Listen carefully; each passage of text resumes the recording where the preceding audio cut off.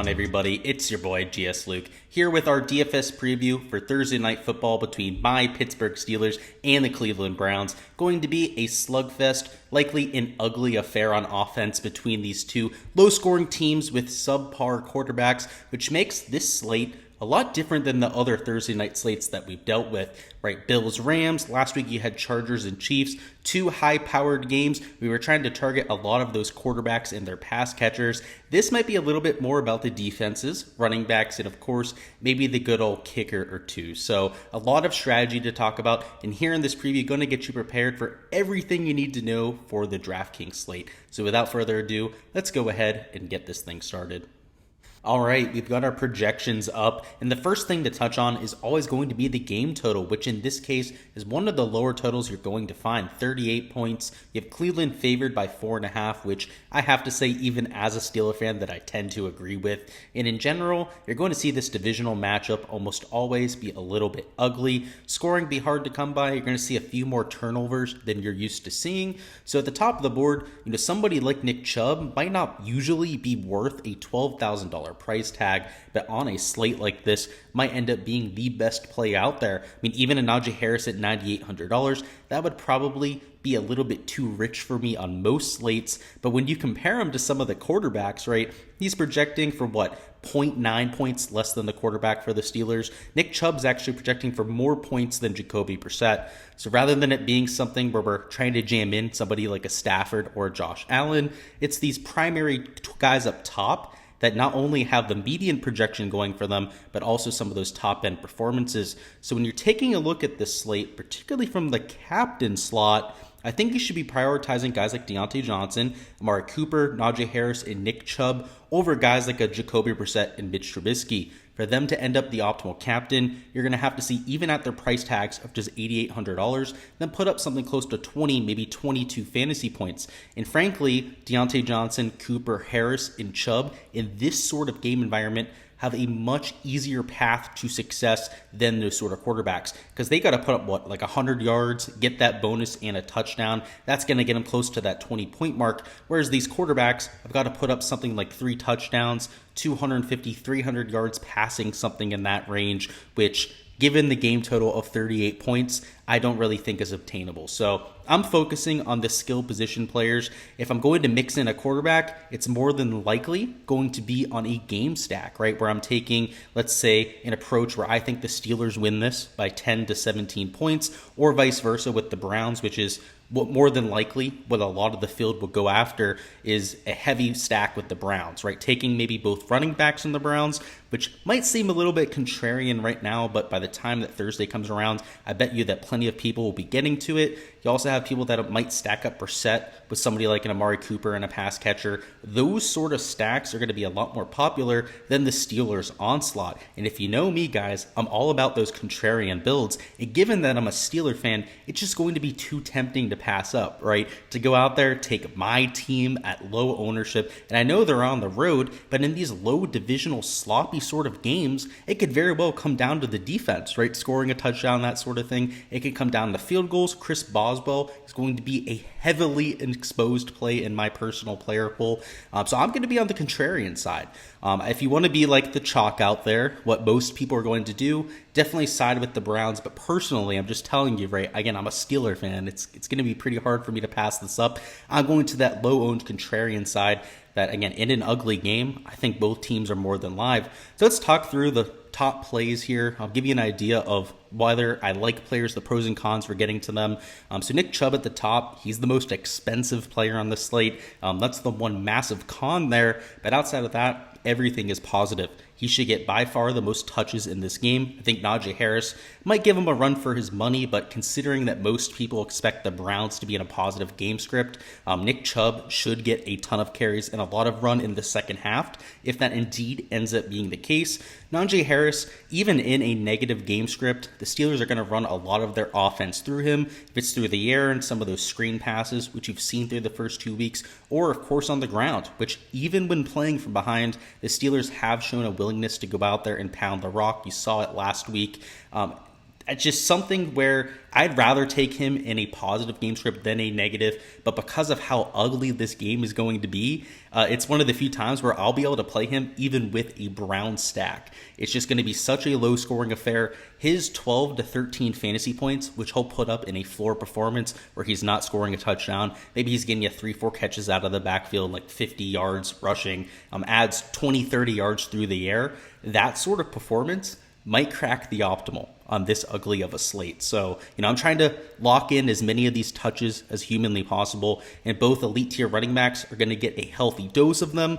Amari Cooper, Deontay Johnson, I'm a little bit less interested in. I expect both passing offenses to struggle here. You have top 5, top 10 secondaries on both sides.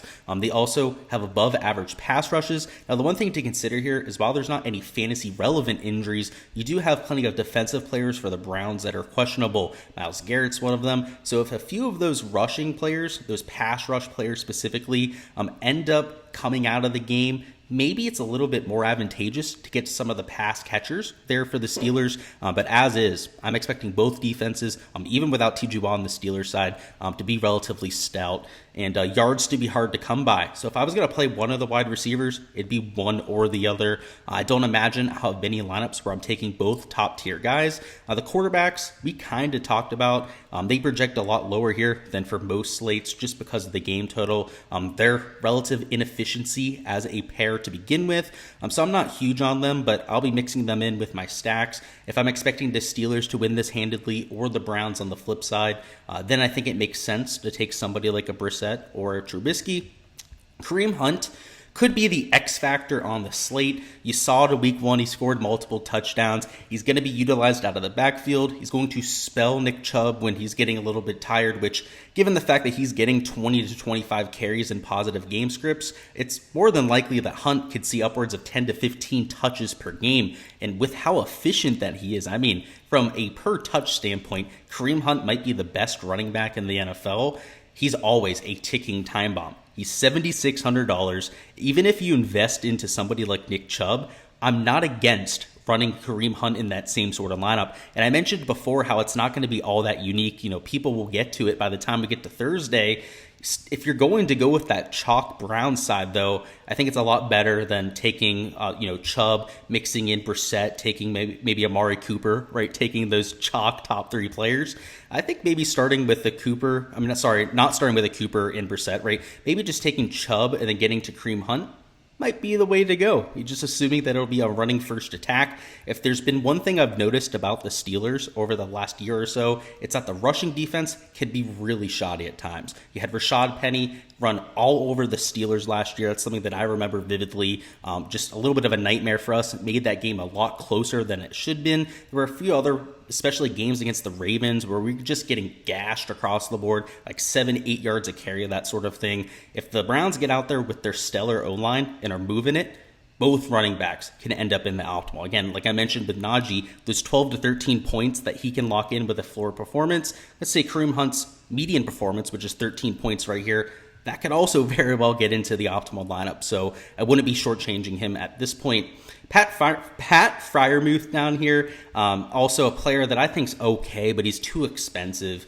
Unlike a Kareem Hunt, we're not sure how many touches that he'll get, particularly in this low total slog of a game that I'm expecting. He usually gets something on the lines of like 3.5, 4 targets. In this game, I'm projecting him for closer to 2.5, 3, just based on the pace of the game, the amount of plays that we're expecting to actually happen in this matchup. Pat Freiermuth, love him to death. Great name to say. Great to go booth after he scores a touchdown, but not really going to have too much of them here for the Showdown slate. Now when we get down to this 5 and 4K range, you're hoping for a big play from somebody like a George Pickens, a David Njoku, get someone like a 30, 40-yard catch. That might get into the optimal, but you're not going to look at a ton of usage down here. number 2 wide receivers in a Chase Claypool, Donovan Peoples-Jones. Sure, they're a lot less expensive than, let's say, a Cooper and somebody like a Deontay Johnson who you're spending $9,000 for, right? It's a solid $3,000 less expensive, but you're paying for it with median projection, right? Chase Claypool, a little bit more of a big play guy, right? He's not going to get you a bunch of receptions like somebody like Deontay Johnson will. That's why his median is a whole 4 points higher. You go down to Donovan Peoples-Jones. He projects for just 8.6 points as a number 2 wide receiver. That has to do a lot with Brissett, but even more than that because he's a deep play threat.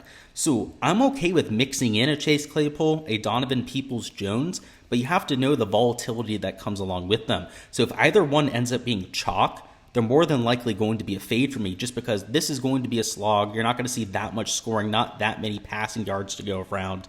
And if that's the case, these sort of players become even more so boom bust because they're not going to put out 60 to 70 yards as a median in terms of their receiving yardage. That's going to be a lot closer to like 35 to 40 yards in those sort of matchups. Harrison Bryant is a tight end. He's $4,600. He's all right. He's clearly became the number 1 tight end there, at least for within the 2 red zones on that team. However, David Njoku, he's that big play threat, and then when they get in the red zone, he's getting a lot of the usage. So if you're expecting this to be a low-scoring game, not many touchdowns to go around, maybe he outscores David Njoku, right? So you can see the projection difference there is right around a 2.3 difference. A lot of that is due to the touchdown equity that Njoku brings to the table. So Harrison Bryant, I don't hate. David Njoku has more than enough ability to get there on his own, but I wouldn't shortchange Harrison Bryant. He's still getting plenty of looks. The Steelers defense, Browns defense, I like both sides of it. I'm going to have plenty exposure to both of them, particularly if I'm going with a stack, let's assuming like a Steeler heavy stack. I'm going to be really likely to play the Steelers defense and vice versa there. In terms of kickers, I love them too. Cade York is a stud. Hit that game winner week 1, has looked good since, really steady, solid. Chris Boswell is cool as ice too. So I like both kickers at that price tag. Definitely present themselves as solid values. Jaylen Warren is a backup. He'll get some touches for the Steelers. I'm not all that enticed with him. You can see 3.5 points is what I have his projection at. Zach Gentry at $3,000. He might be worth a few looks, but just probably not going to make my player pool. He's going to play 5 to 10 snaps on offense. He's not going to run that many routes. He's more of a blocking tight end. But in this low-scoring game, if he were to catch a touchdown, that's a real quick way to get to the optimal. So I don't want to completely ignore him there, but he's not my favorite value. Same thing with Anthony Schwartz. He's going to play maybe like 15, 20 snaps. I don't expect him to get all that much usage. David Bell is going to get more snaps than Schwartz, so probably going to see closer to like 30 to 40% snap share. A little bit more explosive too and cheaper. So if I was going to take a punt down here at the bottom, it probably would be David Bell. Demetric Felton is kind of irrelevant unless you're on the goal line. And Miles Boykin had 1 catch last week for the Steelers. A few looks actually, was playing a lot more than I expected. But I would expect him to just be mixed in as a number 4 wide receiver at the very best. I mean, you have 3 guys clearly ahead of him. I mean, first off, you have Pickens, you have Chase Claypool, and Deontay Johnson, and Pat Freiermuth, who's going to get targets over somebody like Miles Boykin. So I don't think it's impossible for him to go out there and succeed at $200. But given the lack of scoring up top, it's not like we're trying to jam in these studs, right? Trying to take 5 of them up here, $8,000 plus. It's going to be low scoring. We don't really need that extra salary that somebody like Miles Boykin opens up.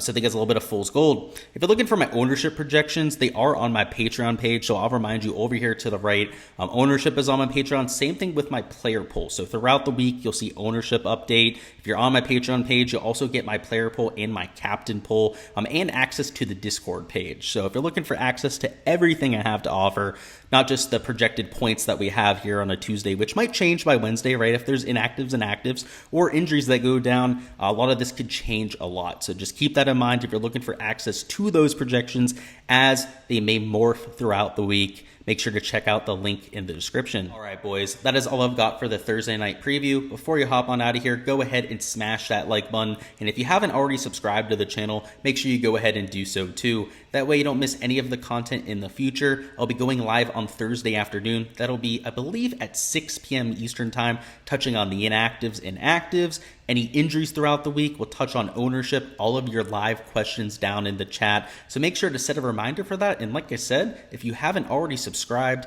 make sure you do so you get all of my updates in the future, whether it's for golf, for fantasy football, or I touch on the main slate, all of these primetime slates too. You won't want to miss anything. Best of luck with all of your lineups here for Thursday. Any outright bets you decide to go with, if you're betting props, just betting on the Browns or the Steelers, and PS, better be betting on the Steelers. I think they're the plus EV play there. Best of luck with all of that. See you guys next time, and let's get this cat.